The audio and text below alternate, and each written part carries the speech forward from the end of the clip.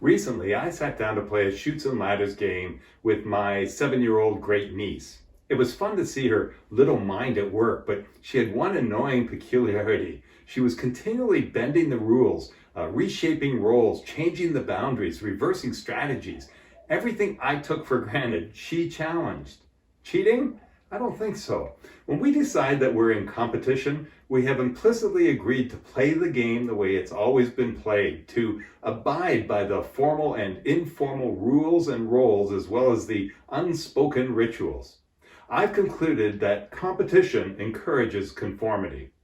Once you make the decision not to compete, but to define your own style, you can find solace in the fact that you don't have to reinvent the wheel to be successful in your industry or profession. Approach business or your career with the mindset that you are simply going to find new ways to present what you already have.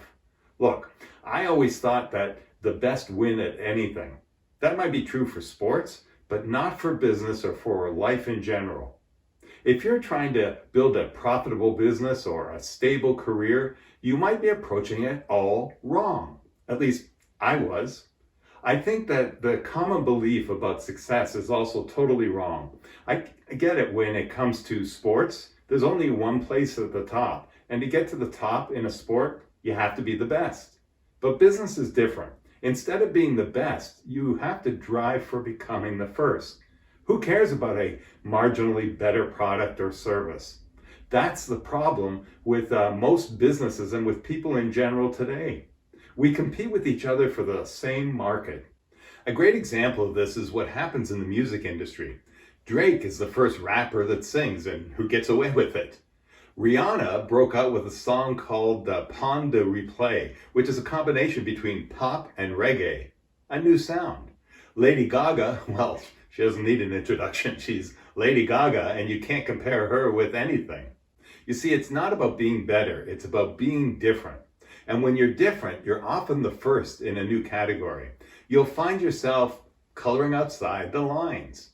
It would be naive and foolish of me to say, don't compete. Though you will gain some small, often one-time one-ups on your competitors by facing them sort of head-on and competing, but it'll never present the breakthroughs that you're going to need to really move ahead of the pack, nor the staying power you need to really soar through life. This is what coloring outside the lines is all about. Start asking yourself, how can I present, fill in your organization's name here, experience differently than anyone else or differently than what's expected of us? You know, I like to say, shatter the stereotype of the experience your customer expects to have with you.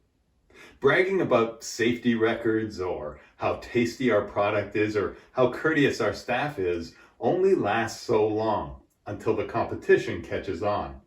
The idea is to stay one step ahead. What's coming down the road? Where does your business need to be? Helen Keller once said the most pathetic person in the world is someone who has sight but has no vision. Rather than looking at the competition that is, why not start to create what isn't? Thanks for watching. If you'd like more information about my keynotes, training, and consulting, visit www.jefftobe.com. Until next time, this is Jeff Tobe urging you to keep coloring outside the lines.